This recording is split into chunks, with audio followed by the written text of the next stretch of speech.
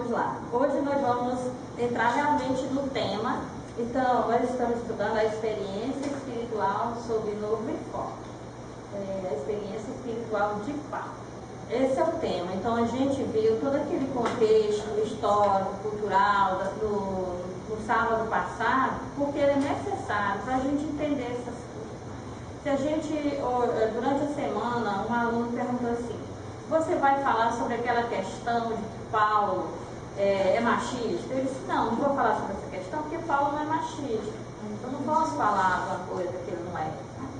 Então ele disse: mas ele não diz aquelas coisas com mulher? Eu falei: olha, mas se você souber que tinha um templo de Afrodite na cidade, um antigo templo de Afrodite, que é o mito de Afrodite. Afrodite traiu o marido, ela casasse com Efésio, que era feio, que era rude. Ela traiu o marido com Deus e luz. E ela incentivava a traição nas famílias. E ela incentivava várias coisas que nós diríamos deixa a família em perigo de não realizar aquele papel que deve realizar na sociedade.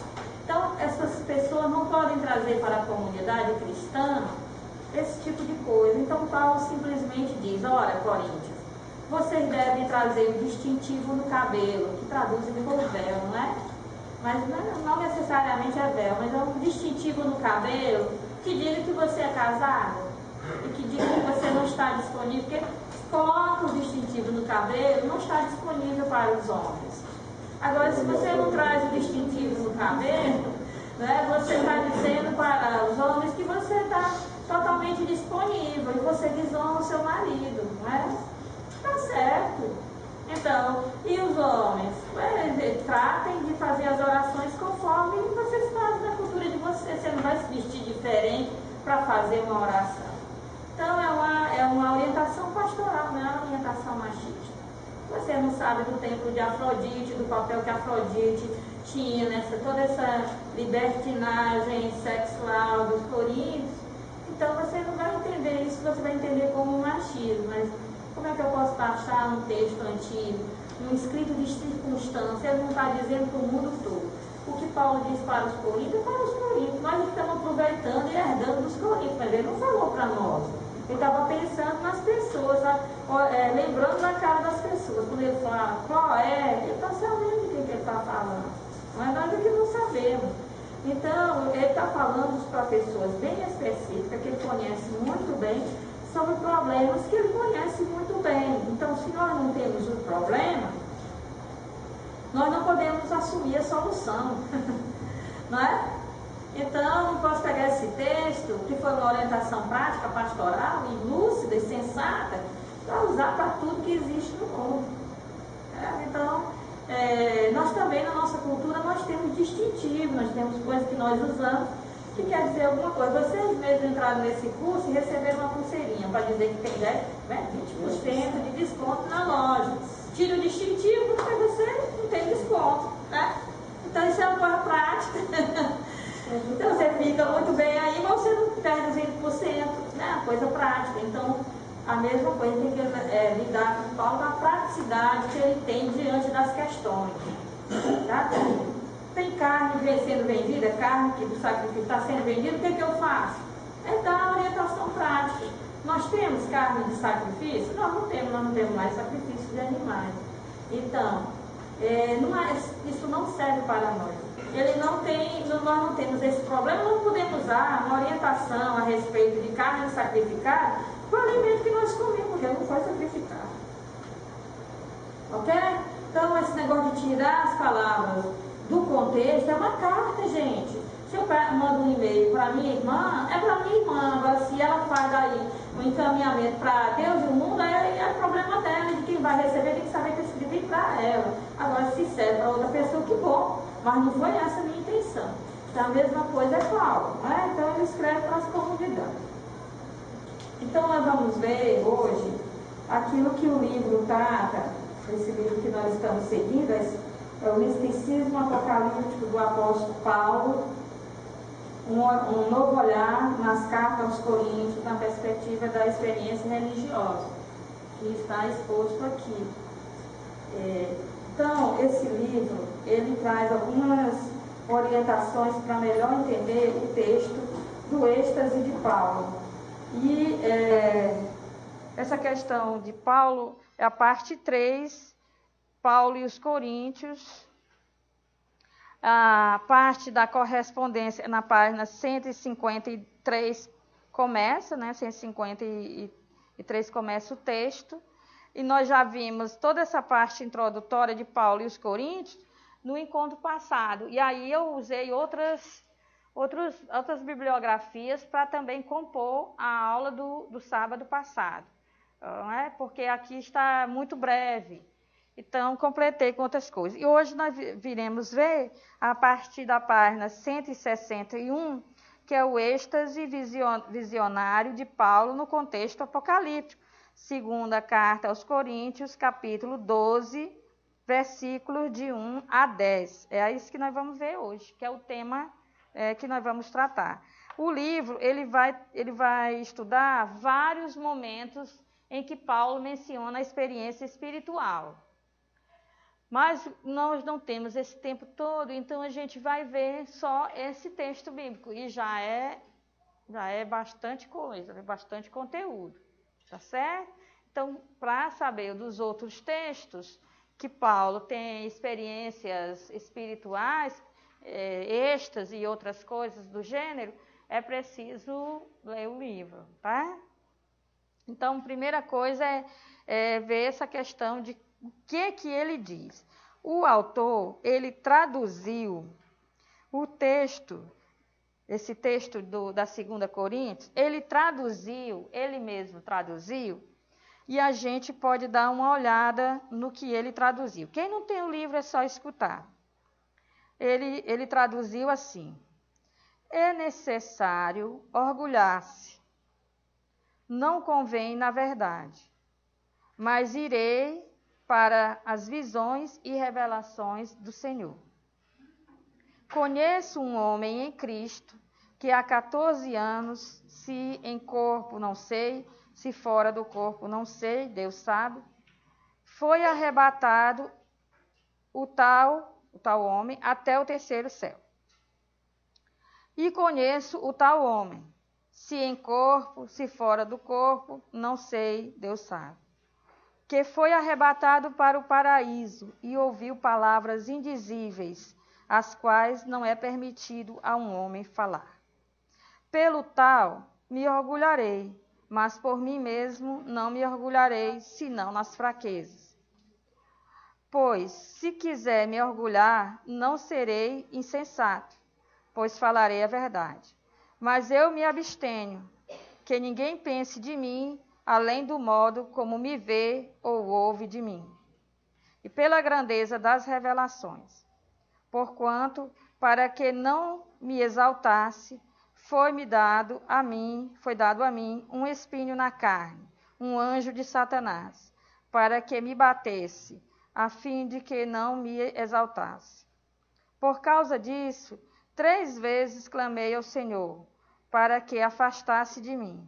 E me disse: é suficiente para ti a minha graça, pois o poder é aperfeiçoado em fraqueza. Muito alegremente, portanto, mais me orgulho nas minhas fraquezas, para que habite sobre mim o poder do Cristo. Porquanto agrado-me em fraquezas, em insultos, em pressões, em perseguições e angústias por Cristo, pois quando sou fraco, então sou forte.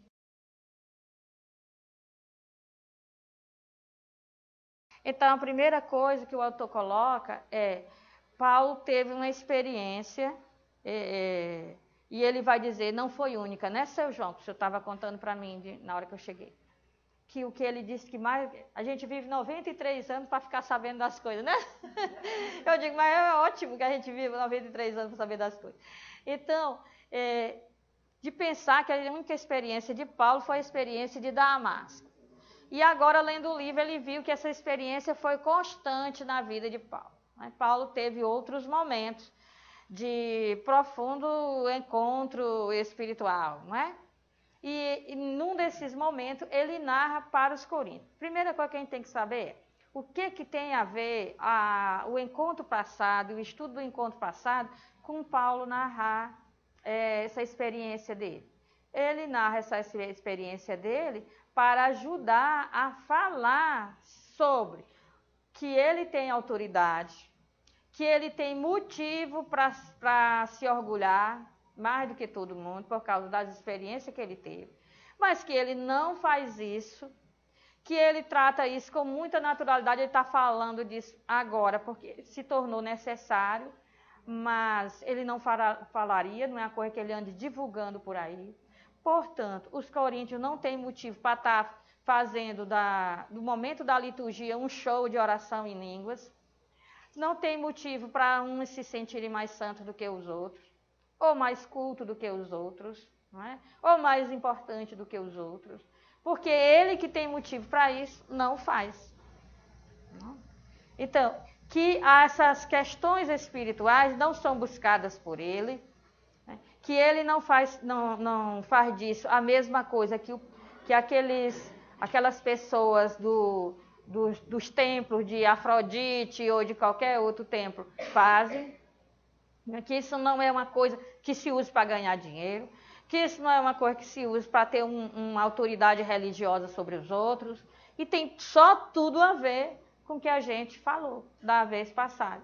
Ele faz, a partir da narrativa dessa experiência, ele mostra como deve ser o comportamento do ser humano, que é o ser humano que está num relacionamento com Deus.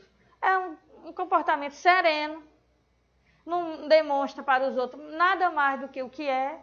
Se é agraciado com algum dom, com alguma coisa, tratar isso com toda a naturalidade do mundo e saber que isso não faz melhor do que ninguém. E saber que o que é mais característico da pessoa espiritual, da pessoa que tem mais contato, né, com a dimensão celeste, é exatamente perseguições e não outra coisa. Então, isso está dentro das orientações que ele vai dar para os coríntios. Vocês conseguem perceber isso, para a gente poder adiantar? Porque não é solto de todo o contexto histórico e cultural que a gente viu antes. Vocês terão que fazer o relacionamento disso de hoje com a aula do sábado passado, tá certo? Tem que atrelar, né? Tem que porque nós estamos numa época da pós-modernidade que parece muito com o contexto de Corinto. Nós estamos numa época cheia de muitos deuses, de muita idolatria. Até Jesus, tem vários Jesuses. Tem o Jesus que dá dinheiro, tem o Jesus que só é para curar, tem o Jesus que é para deixar a pessoa rica, tem o Jesus que é para tirar o demônio, tem Jesus para... Tudo isso são ídolos, não é? Jesus nota 10. Tem Jesus nota 10, não é? Jesus é 10, né? Tá, eu olho o seu João Brico, o seu João está atualizado, né? Então tem todos esses memes, essas coisas, então, e só o que tem por aí é loucura. Então, tem as pessoas sem saber como viver a sua sexualidade, ou sua identidade sexual, ou como tratar isso. Tem uns que condenam os outros, tem gente que não se aceita, tem gente que não aceita o outro. Nós estamos muito parecidos com o ambiente de Corinto, então essa carta poderá nos ajudar.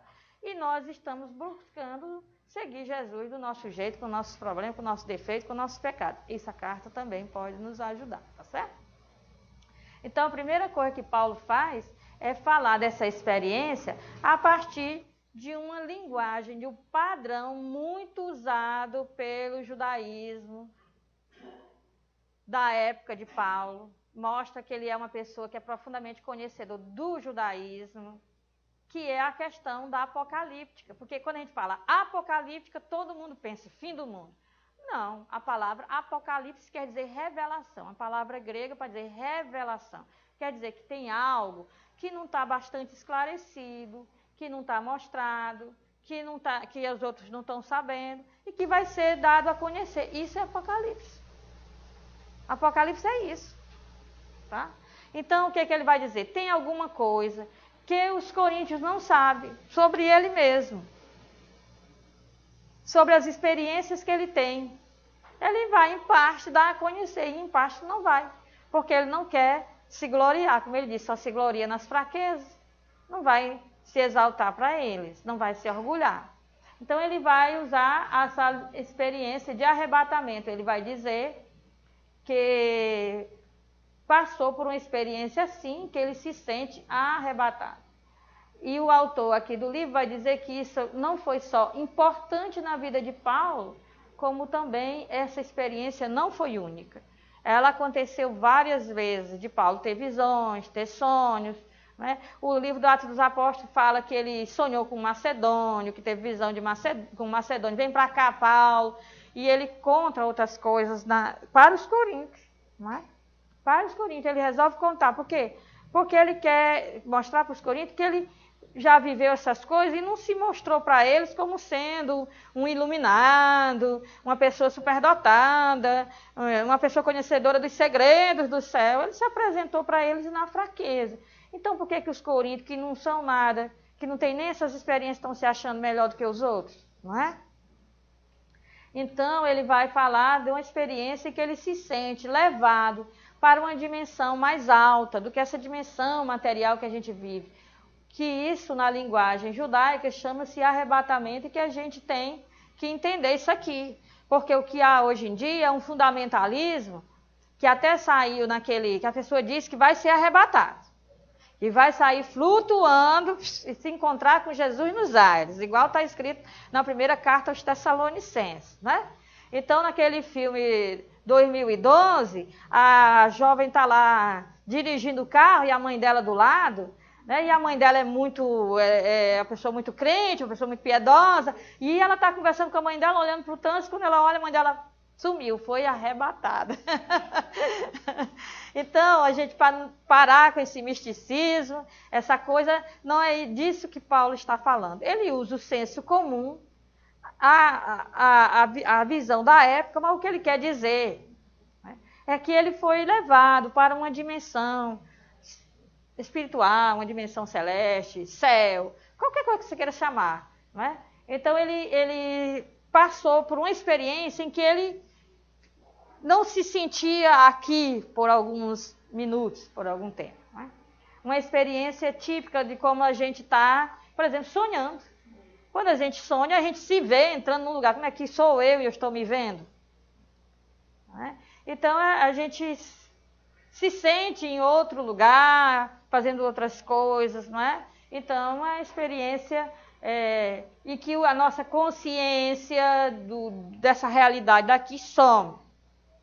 Mais ou menos isso. É difícil para ele falar, imagina para mim, então, explicar isso para vocês aí que é, né? Mas então, o que a gente... Não sabe, não sabe direito como foi, isso não tem importância, não é? Então, isso aí tudo a gente vai ver. Opa, foi demais.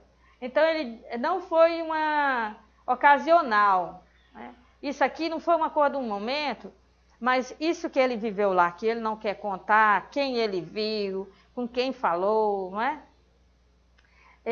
Isso foi muito importante para ele. Não foi uma coisa assim, passei por isso, mas nem fez nada em mim. Não, isso foi muito importante. Isso que ele viveu lá foi muito importante para ele. Oi, Joana. Sim. Essa sua colocação tem alguma coisa a ver com a frase, não sou eu que vivo, mas é Cristo que vive em mim?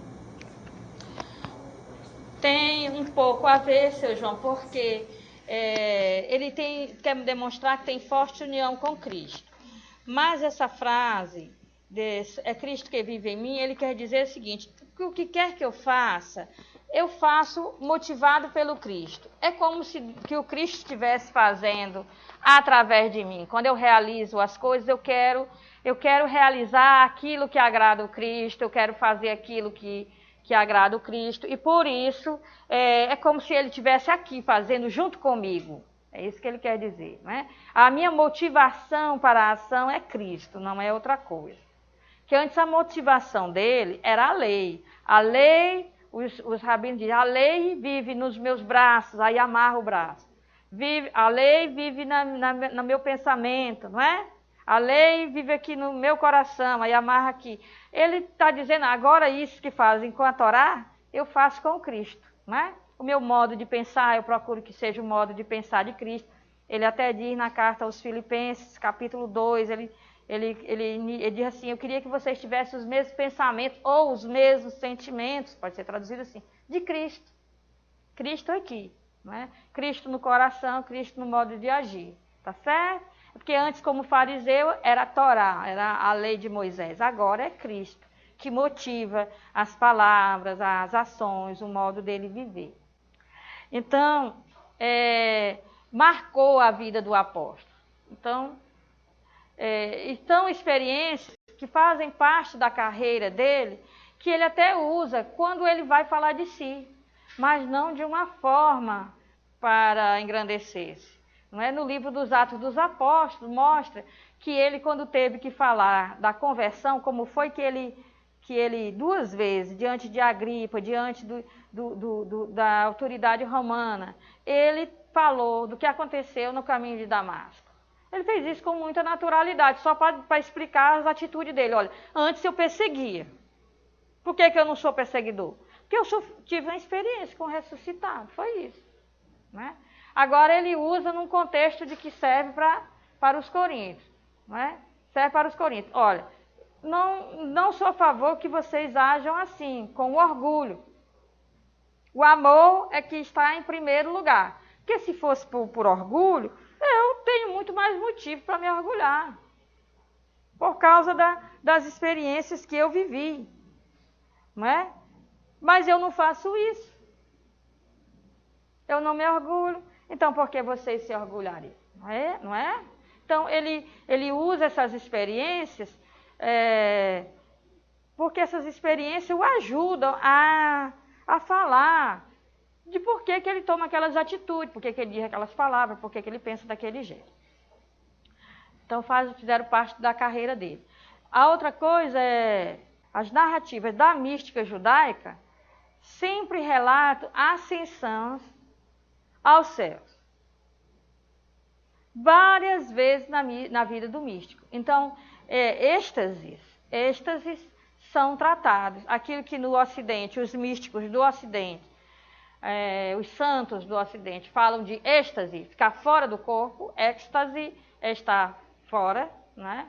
A preposição grega ek é a saída, daí que vem êxodo, é sair pelo caminho, êxodo. Né? Então nós temos êxtase, né? Estar fora de si mesmo. Aquilo que no Ocidente chama êxtase, está fora do corpo, é o espírito fora do corpo. Na tradição judaica chama de arrebatamento ou ascensão. A ida até a dimensão mais alta. Então, se o estar fora ir à dimensão mais alta, estar em contato com a realidade espiritual mais profunda, então o judaísmo age de uma forma que é a lógica deles, então é porque eu me elevei. Então, ascender ou ser arrebatado é subir, simplesmente. Eu subi, eu estava numa dimensão mais alta. Mais alta porque lá em cima, lá onde os aviões estão passando, mais alta porque é uma dimensão mais aprofundada, unida a Deus, mais que faz a vontade de Deus, é uma dimensão mais plena, onde os nossos limites não estão presentes, né? Limite de tempo, limite de espaço. É isso que é ascensão, não é? A subida, quer dizer, eu vou para uma dimensão mais elevada. Onde é essa dimensão mais elevada? Nas nuvens? É claro que não, não é? É uma dimensão mais elevada. Maíra, eu vim falando sobre Apocalíptica, eu peguei aquele livro seu que que faz nova todas as coisas que fala, né, na teologia apocalíptica. E quando ele estava falando que tinha ido ao terceiro céu, eu lembrei que tem umas passagens lá do Enoque, né, do livro de Enoque, que diz que ele foi até ao sétimo céu. Aí eu queria saber, dentro dessa relação do preocupa não que nós estamos quase chegando lá. Nós estamos quase chegando lá. A gente vai ver parte por parte dessa experiência que Paulo viveu. Agora, no que nós vamos ver pelo um enfoque mais moderno, um enfoque que leva em conta literatura judaica. Tem aquela ingenuidade, misticismo de achar que que Paulo ficou flutuando nas nuvens, certo? Tem aquela coisa mais ingênua do que se entende arrebatamento hoje dentro do fundamentalismo. Mas com uma experiência que até introspecção. A Santa Teresa d'Ávila, ela dizia que o arrebatamento é para dentro de si. É uma dimensão mais profunda. Porque quando a pessoa entra em contato com a dimensão espiritual, de forma mais aprofundada, ela pode ser dita ascensão, eu fui para uma dimensão mais alta, ou eu me conheci mais, eu soube mais sobre mim. Então é um mergulho, pode ser tratado como mergulho, mergulho em si mesmo. No interior, castelo interior, está dentro de mim, a sala do trono, o íntimo do íntimo está aqui, não é? No meu interior, lá onde está a minha consciência. Então, a linguagem, para falar de uma experiência espiritual, é uma linguagem difícil. E a gente não pode pegar essa linguagem ao pé da letra. E é por isso que é um novo enfoque. Um enfoque que é estudar Paulo dentro de um contexto judaico. A nova perspectiva.